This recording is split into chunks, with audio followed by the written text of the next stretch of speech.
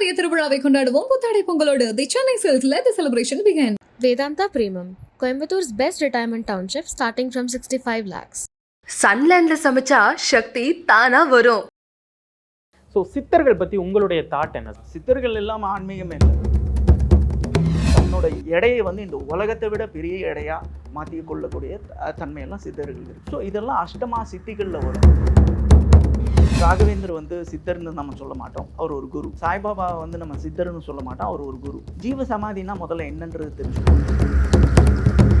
அவங்களுடைய ஆன்மா தான் உடலை விட்டு வெளில போயிருக்கு, உயிர் போகலை. ஜீவசமாதி அடைஞ்ச எல்லா சித்தர்களும் யோகிகளும் குருக்களும் அவங்களுக்கு தேவைப்படும் நேரத்தில் அவங்க உயிர் தெழுவாங்க.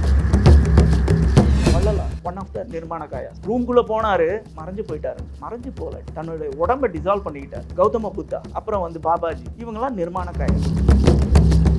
போகரும் இருக்காரு, அகத்தியரும் இருக்காரு, புலிப்பாணியும் இருக்காரு, கோரக்கரும் இருக்காரு, எல்லாரும் இருக்காங்க. சித்தர்கள் இருக்காங்க, அந்த இடத்துல அவங்க உயிரோட தான் இருக்காங்க. அவங்க ஆன்மா வெளியில போயிருக்கு, அவ்வளவுதான்.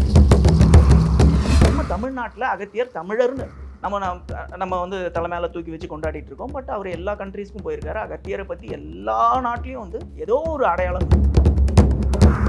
முருகரை பற்றி நம்ம தமிழ்நாட்டில் மட்டும்தான் அடையாளம் இருக்குது அப்படின்னு நீங்கள் அப்படி கிடையாது. இது முருகர் வந்து உலகம் பூரா ஆண்டிருக்காரு. கந்தஹார்னு ஒரு இடம் இருக்குது ஆப்கானிஸ்தான். கந்தஹார்ன்ற பேர் வந்ததுக்கு காரணமே கந்தன் ஆண்டதுனால தான் அது கந்தஹார். சார், இப்போது உங்களை வந்து ஒரு சீரியல் ஆக்டராக நம்ம எல்லாருக்குமே தெரியும். பட் இப்போ ரீசெண்ட் டைமாக நிறைய ஆன்மீகம் பற்றியெல்லாம் உங்களுடைய பதிவுகள்லாம் நம்ம பார்க்குறோம். ரீசெண்ட் டைமாக நீங்கள் பார்க்குறீங்க, பட் நான் ரொம்ப நாளாக ஆன்மீகத்தில் ரொம்ப இன்வால்வ்டாக தான் இருந்திருக்கேன். பட் ரீசெண்ட் டைமாக நான் அதை வந்து எக்ஸ்போஸ் பண்ண ஆரம்பிச்சிருக்கேன். ஸோ அதனால் உங்களுக்கு தெரியுது. இது இந்த ஆன்மீகம் பற்றி, இந்த ஜோதிட சாஸ்திரம் பற்றிலாம் கிட்டத்தட்ட ஒரு 10 வருஷத்துக்கு மேலே நான் வந்து நிறைய ரிசர்ச்சஸ் பண்ணியிருக்கேன்.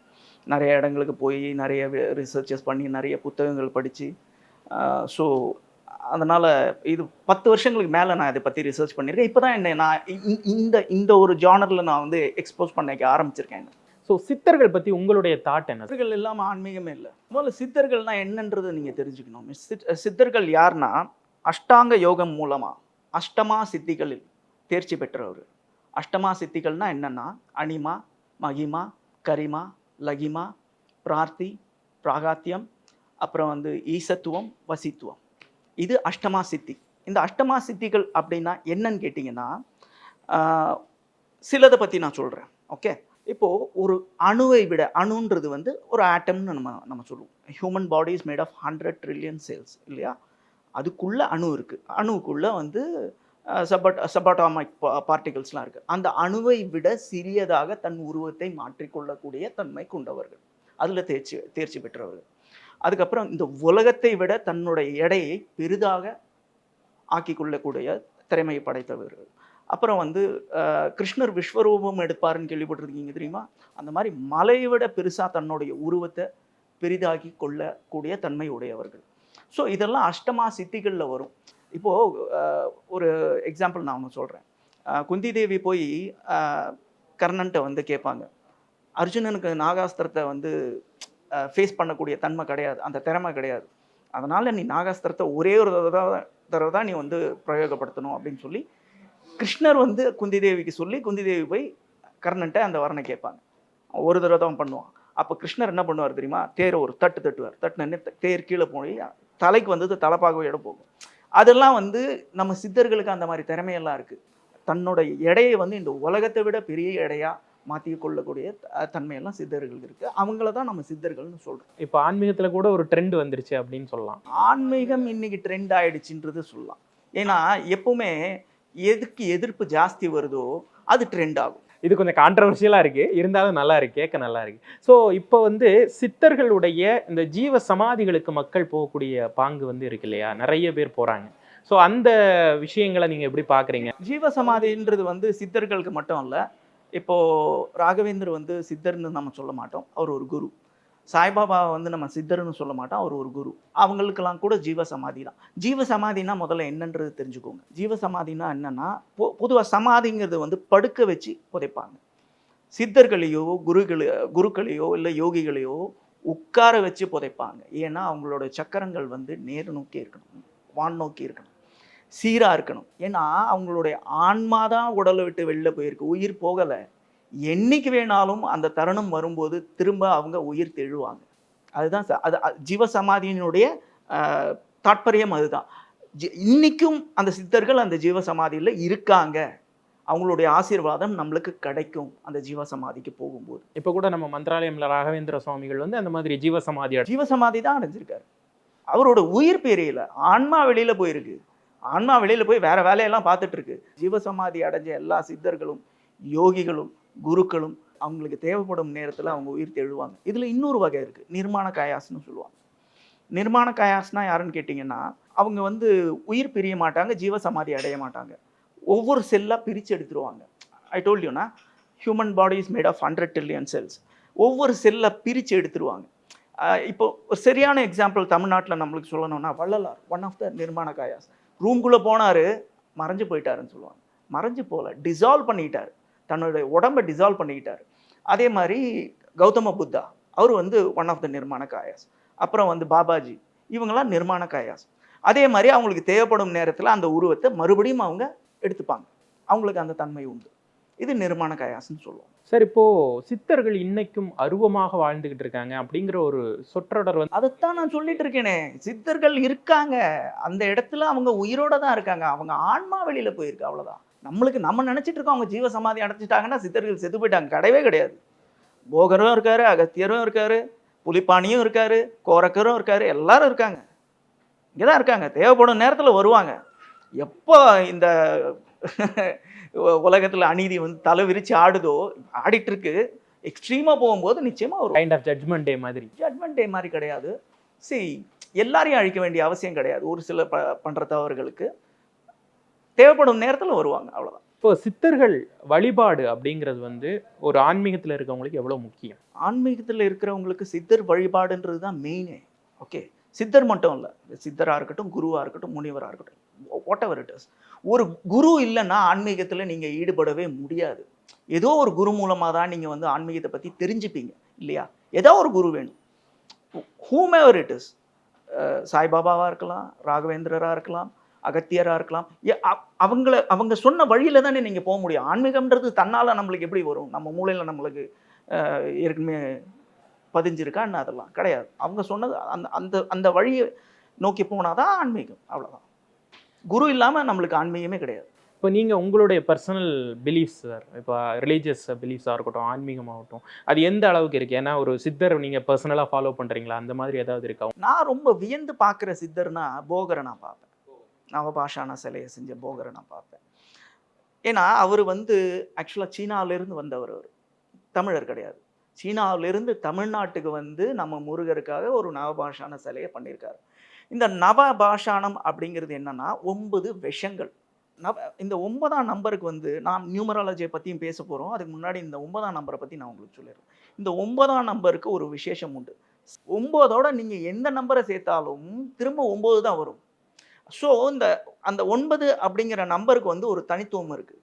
ஸோ இவர் 9 விஷயங்களை ஒன்றா சேர்த்து அதை அமிர்தமாக மாற்றிருக்காரு. அது ஒரு பெரிய சயின்ஸ். அதெல்லாம் புரிஞ்சுக்கிறதுக்கு நம்மளோட சயின்டிஸ்ட்டுகளுக்கு இன்னும் பல ஆயிரம் வருஷங்கள் ஆகும். ஏன்னா அது ஒரு மிகப்பெரிய விஷயம் இல்லையா? ஏன்னா விஷங்களை எல்லாம் சேர்த்து அதில் வந்து ஒரு சிலை செய்கிறது, அதில் பஞ்சாமிரதத்தை கொட்டி அது நோயை தீக்குது. ஆமாம், எவ்வளோ பெரிய விஷயம், எவ்வளோ பெரிய சயின்ஸ். அது சாதாரண விஷயமா? அது ஏன்னா அதுவே ஒரு சித்த வைத்தியத்துடைய ஒரு பேஸ் தானே, ஒரு பெரிய ஆணி வேர் இல்லையா? சித்தர்கள் சித்த வைத்தியத்தையும் கண்டுபிடிச்சிருக்காங்க. சித்த வைத்தியத்தோட பேஸ்ன்னு சொல்றதை விட உச்சகட்டம் அது. ஸோ உச்சாணி கொம்பில் ஏறி உட்காந்துட்டார் போகர். அகத்தியரையும் சொல்லலாம். அகத்தியரும் வந்து ஆக்சுவலாக வந்து அவர் ட்ராவல் பண்ணாத கண்ட்ரீஸே கிடையாது. எல்லா கண்ட்ரீஸ்க்கும் போயிருக்காரு. கம்போடியாவில் பார்த்தீங்களன்னா அகத்தியருக்கு கோயில் இருக்கு, சொன்னால் நம்ப மாட்டீங்க. எல்லா கண்ட்ரீஸ்க்கும் ட்ராவல் பண்ணியிருக்காரு. நம்ம தமிழ்நாட்டில் அகத்தியர் தமிழர்னு நம்ம வந்து தலை மேலே தூக்கி வச்சு கொண்டாடிட்டு இருக்கோம். பட் அவர் எல்லா கண்ட்ரீஸ்க்கும் போயிருக்காரு. அகத்தியரை பற்றி எல்லா நாட்டிலையும் வந்து ஏதோ ஒரு அடையாளம் இருக்கும். அவரை சார்ந்து இருக்கக்கூடிய விஷயங்களும் தமிழ்நாட்டில் கொட்டி கிடக்குது இல்லையா? தமிழுக்கு வந்து என்ன சொல்றது, நம்ம அகத்தியருடைய பல ஓலைச்சுவடிகளை நம்ம தொலைச்சிட்டோம், இழந்துட்டோம்னு நம்ம சொல்லலாம். ஒரு காலத்தில் வந்து நம்ம வந்து ஓலைச்சுவடிகளை போகிக்கு போட்டு எரிச்சிருக்கோம். அந்த மாதிரி காலங்கள்லாம் இருந்திருக்கு. ஸோ நிறைய விஷயங்களை இழந்துட்டோம். பட் நம்மளுக்கு கிடைச்சது ஒரு சில விஷயங்கள். அதை வச்சு நம்ம தமிழகத்தில் 11 சித்தர்கள் அப்படின்னு சொல்றாங்க, 18 சித்தர்கள். அவங்க எல்லாரையுமே மையப்புள்ளியா ஒரு இடத்துல சேர்க்கக்கூடிய ஒரு விஷயம் என்ன அப்படின்னா முருகர். இப்போ முருகருடைய அந்த அவருடைய அந்த தோற்றம், அவருடைய இந்த காலங்காலமாக நம்ம கும்பிட்டுக்கிட்டு இருக்கோம், நம்மளுடைய முப்பாட்டைங்க கும்பிட்டு இருக்காங்க, அதுக்கு முன்னாடி கல் தோண்டி முன் தோண்டா மூத்த குடி அப்படிங்கிறதுலேருந்தே முருகர் வழிபாடு இருக்குது. சங்க இலக்கியத்தில் பின்னாடி போய் பார்த்தாக்கா தொல்காப்பியத்திலிருந்தே நமக்கு வந்து முருக வழிபாடு இருக்குது. அப்போ முருகர் வந்து சித்தரா அப்படிங்கிற ஒரு கேள்வி. இல்லை, நீங்கள் சொல்கிறீங்க முருகரை பற்றி நம்ம தமிழ்நாட்டில் மட்டும்தான் அடையாளம் இருக்குது அப்படின்னு. நீங்கள் அப்படி கிடையாது. ஆக்சுவலாக வந்து அந்த முருகர் வந்து உலகம் பூரா ஆண்டிருக்கார். ஓகே, நான் சொன்னால் இது கான்ட்ரவர்சியாக வேணா ஆகலாம், பட் ஆனால் அது உண்மை. கந்தஹார்னு ஒரு இடம் இருக்குது ஆப்கானிஸ்தானில். அந்த கந்தஹார் அப்படின்ற இடம், அந்த கந்தஹார்ன்ற பேர் வந்ததுக்கு காரணமே கந்தன் ஆண்டதுனால தான் அது கந்தஹார். ஒரு காலத்தில் அது வந்து பாரத தேசத்தை சேர்ந்தது ஆப்கானிஸ்தான். நீங்கள் வந்து சகுனி வந்து இருக்கார் தெரியுமா, சகுனி வந்து ஆப்கானிஸ்தானை சேர்ந்தவர் தான், அங்கேருந்து வந்தவர் தான். ஓகே, கதைப்படி. ஓகே, ஸோ அங்கே நம்ம மக்கள் தான் அங்கே வாழ்ந்திருக்காங்க. ஒரு காலத்தில் முருகர் அதே ஆண்டிருக்காரு. கெமேர் கந்தா அப்படிங்கிற பேரில் சீனர்கள் முருகரை வணங்குறாங்க. சவுத் ஈஸ்ட் ஏஷியாவில் நீங்கள் கேட்கவே வேணாம், முருகரை பற்றி எத்தனையோ கோயில்கள் இருக்குது. ஸ்ரீலங்காவில் கேட்க வேண்டாம். அந்த மாதிரி முருகர் வந்து உலகம் பூரா ஆண்டிருக்கார், தமிழ்நாட்டில் மட்டும் கிடையாது. ஸோ நம்ம இப்போ நீங்கள் கேட்ட கேள்வி என்னன்னா, இந்த 18 சித்தர்களுக்கு மையமாக இருக்கிறவர் வந்து முருகர் அப்படின்றீங்க. முருகர் ஏன் மையமாக இருக்காரு அப்படின்னு கேட்டிங்கன்னா, முருகர் வந்து பிரணவ மந்திரத்துக்கு தன்னுடைய, அதாவது சிவபெருமானுக்கே பிரணவ மந்திரத்தினுடைய அர்த்தத்தை சொன்னவர், சாதாரண ஆள் கிடையாது. ஓகே, அதனால தான் வந்து 15 சித்தர்களும் வந்து முருகரை மையமாக வச்சு வணங்குறாங்க. பார்த்துட்டு இருக்கக்கூடிய நேயர்களுக்கு வாழ்வாதார சிக்கல்கள் அப்படின்னு சொல்லிட்டு எப்பவுமே அந்த சிந்தனை ஓட்டத்தோட தான் இருப்பாங்க. ஆன்மீகம் அப்படிங்கிறது a part of the life தானே. ஆமாம், ஆனால் அவங்களுடைய வாழ்க்கை ஓட்டத்தில் இந்த சித்தர்களையும் சேர்த்துக்கிட்டு நம்ம ஒரு ஆன்மீகத்தோட சேர்ந்து பயணிக்கிறப்ப என்ன மாதிரியான ஒரு பெனிஃபிட் அவங்களுக்கு கிடைக்கும்? இன்னைக்கு ஆன்மீகம் வேற, சக்ஸஸ் வேற. நல்லா தெரிஞ்சுக்கோங்க, சக்ஸஸ்க்கும் நிம்மதிக்கும் நிறைய வித்தியாசம் இருக்குது. உங்களுக்கு நிம்மதி வேணும்னா அது வேற, நீங்கள் ஆன்மீகத்தை நோக்கி போங்க. சக்ஸஸ் வேணும்னா அது வேற பாதை. ஸோ ரெண்டுத்தையும் மிக்ஸ் பண்ணிக்காதீங்க. ஆன்மீகம் வேற, லைஃப்பில் சக்ஸஸ்ஃபுல்லாக இருக்கிறது, பணம் சம்பாதிக்கிறதுன்றதுலாம் வேற. என்ன சார் ராசி பலன் சொல்கிறதுக்கு நேர் கான்ட்ரரியா ஒரு விஷயத்த சொல்கிறேன். நான் கான்ட்ரடிக்டரியாக சொல்லலை. ஆக்சுவலி நல்லா நீங்கள் புரிஞ்சுக்கங்க, நிம்மதி உங்களுக்கு வேணும்னா ஆன்மீகத்தை நோக்கி போங்க. சக்ஸஸ் வேணும்னா அது வேற பாதை. ஓகே, சக்ஸஸ்க்கும் ஆன்மீகத்துக்கும் சம்மந்தம் கிடையாது. ரெண்டுத்தையும் குழப்பிக்காதீங்க. நீங்கள் ஆன்மீகத்தை நீங்கள் வந்து ஃபாலோ பண்ணீங்கன்னு வச்சுக்கோங்களேன், உங்களோட மைண்டு காமாக இருக்கும். சக்ஸஸ்க்கு அது ஒரு வழியை வகுத்து கொடுக்கும், அவ்வளோதானே தவிர, yeah it might be a tool as you told. Okay, but ஆன்மீகத்துக்கும் சக்ஸஸ்க்கும் சம்மந்தம் கிடையாது. ஆன்மீகம்ன்றது வேற. ஓகே, ஆன்மீகம்ன்றது வந்து ஒருத்தரால் வந்து ஒரு ஜென்மத்தில் மட்டும் இன்னைக்கு நீங்கள் ஒரு பெரிய ஆன்மீகவாதி ஆயிட்டீங்க அப்படின்னா, அது பல ஜென்மமாக நீங்கள் அதுக்கான முயற்சிகளை எடுத்திருப்பீங்க. அதனால தான் உங்களுக்கு அந்த வரன் வந்து இந்த ஜென்மத்தில் கிடைச்சிருக்குன்னு அர்த்தம். சாதாரண விஷயம் கிடையாது ஆன்மீக பாதையில் நோக்கி ரொம்ப டீப்பாக போகிறது அப்படிங்கிறது. உங்களுடைய இந்த ஸ்பிரிச்சுவல் ஜேர்னியில் நீங்கள் கடந்து வந்த ஏதாவது ஒரு சித்தர்கள் பற்றியான வாவ் இப்படி ஒரு மிரக்கலா அப்படின்னு நீ மனசில் புதஞ்சு கிடக்கக்கூடிய ஏதாவது ஒரு விஷயம் இருக்கா? புதஞ்சு கிடக்கக்கூடிய விஷயன்றதை விட சொல்ல வேண்டிய விஷயம் என்னென்னா, இப்போ மருதமலைக்கு நிறைய பேர் போகிறாங்க, மருதமலை முருகர் கோயிலுக்கு. ஆனால் கீழே பாம்பாட்டி சித்தரோட சந்நிதி இருக்குது, அங்கே போயிட்டு தான் முருகரை பார்க்கணும். நிறைய பேருக்கு அது தெரிய மாட்டேங்குது. இந்த மாதிரி விஷயங்கள்லாம் அவங்களுக்கு சொல்லணும். அதே மாதிரி கோரக்கருடைய கோவில் ஒன்று திருப்பதியில் இருக்குது. திருப்பதியில் கோரக்கனாருடைய கோவில் ஒன்று திருப்பதியில் இருக்குது. அது நிறைய பேருக்கு தெரியாது, அது காட்டுக்குள்ளே இருக்குது. ஸோ திருப்பதிக்கு போகிறவங்க அங்கே போனால் இன்னும் விசேஷம். வெளிநாட்டு தீர்க்கதரிசிகளை எல்லாம் கொண்டாடுறோம், ஆனால் கோரக்கரை பற்றி நம்ம பேசி ஆகணும். ஆமாம், நாஸ்டடாமஸை பற்றி பேசுகிறோம். வருஷ கடைசியில் நாஸ்டடாமஸ் இப்படி சொன்னார், பாபா வாங்கா இப்படி சொன்னாங்க. நம்ம சித்தர்கள் சொன்னதை யார் கேட்குறாங்க? பட் கோரக்கரோட சந்திரரேகை இன்னும் நம்ம வந்து எக்ஸ்ப்ளோர் பண்ணலை அப்படின்னு எடுத்து பண்ணணும் எக்ஸ்ப்ளோர் பண்ணலைன்னு தான் நான் சொல்லுவேன். நம்ம நிறைய விஷயங்களை எக்ஸ்ப்ளோர் பண்ணுறது இல்லை சார். நம்ம பஞ்சாங்கத்தை நம்ம மதிக்கிறது கிடையாது. இன்றைக்கி நாசா இருக்கு இல்லையா, நான் ஓப்பனாக சொல்கிறேன், இன்றைக்கி சூரிய கிரகணம் சந்திர கிரகணம் வருது. நாசான்றது வந்து ஒரு மிகப்பெரிய ஸ்பேஸ் ரிசர்ச் சென்டர், ஓகே, உலகத்திலேயே. ஓகேவா? அப்பேற்பட்ட நாசா ராகு கேதுவோட மூமெண்ட்டை எதை வச்சு கணிக்கிறாங்க கேட்டால் காம்ப்ளெக்ஸ் கம்ப்யூட்டர் கேல்குலேஷன் வாங்க, ஈர வெங்காயம் கேல்குலேஷன். நம்ம பஞ்சாங்கத்தை வச்சு தான் கணிக்கிறாங்க. நான் சொல்கிறேன், விஷயம் தெரிஞ்சவங்கள நீங்கள் கேட்டு பாருங்கள். சரி, நம்ம பஞ்சாங்கத்தை வச்சு அவங்க கணிக்கலன்னே வச்சுக்கோங்களேன், அவங்க இப்போ தானே கண்டுபிடிக்கிறாங்க. சூரிய கிரகணம் எப்போ வருது, சந்திர கிரகணம் எப்போ வருது, எத்தனை நேரம் இருக்கும், என்ன ஏதுன்றது. ஆனால் நம்ம பஞ்சாங்கத்தில் பல ஆயிரம் வருஷங்களுக்கு முன்னாடியே சொல்லியிருக்கோம்ல. அப்போ அதை அவங்க எட்டுறதுக்கு இன்னும் பல ஆயிரம் வருஷம் ஆகும். நம்ம அதை விட பெரிய சயின்டிஸ்ட், நம்ம சித்தர்களும், நம்ம முனிவர்களும், நம்ம முன்னோர்களும். பட் இந்த ஜோதிடம் அப்படிங்கிற கான்செப்டையோ இல்லை கிரகங்களுடைய கான்செப்டையோ எல்லாமே சயின்ஸாக தானே சார் பார்க்குறாங்க. ஜோதிடத்தை ஒரு சயின்ஸாக ஏற்றுக்கிறதுலே இங்கே நிறைய சிக்கல் இருக்கு. இது ஏற்றுக்கிறதுக்கு நிறைய சிக்கல்னா அதை வச்சு நிறைய அரசியல் பண்ணிட்டு இருக்காங்க. நிறைய அரசியல் நடக்குது. இல்லை நீங்கள் சொன்ன மாதிரி சக்ஸஸுக்கும் ஆன்மீகத்துக்கும் சம்பந்தம் இல்லை அப்படிங்கிற மாதிரி. இல்லை, சம்பந்தம் இல்லைன்னு நான் சொல்லலை. சக்ஸஸ் வேற, ஆன்மீகம் வேற. ஆன்மீகத்துக்கு நீங்கள் போறீங்கன்னா ஆன்மீகம்ன்றது வேற பாதை. ஆன்மீகத்துக்கு போனீங்கன்னா உங்களோட மைண்டு காம் ஆகும். அது ஒரு டூலாக இருக்கும் உங்களோட சக்ஸஸ் ரீச் பண்ணுறதுக்கு. ஓகேவா? இல்லை அதே மாதிரி ஜோதிடத்தை ஆன்மீகமாக பார்க்கறதுனால அந்த ஜோதிடத்துக்கும் சக்ஸஸ்க்கும் சம்மந்தம் இருக்குது சொல்லலாம். நீங்கள் சக்ஸஸ்ஃபுல்லாக இருப்பீங்களா இல்லையான்றது உங்களோட உங்கள் கட்டத்தை கொடுத்தீங்கன்னா நான் சொல்லிவிடுவேன் இப்போ நீங்கள் என்ன ஃபேஸ் பண்ணிருக்கீங்கன்னு.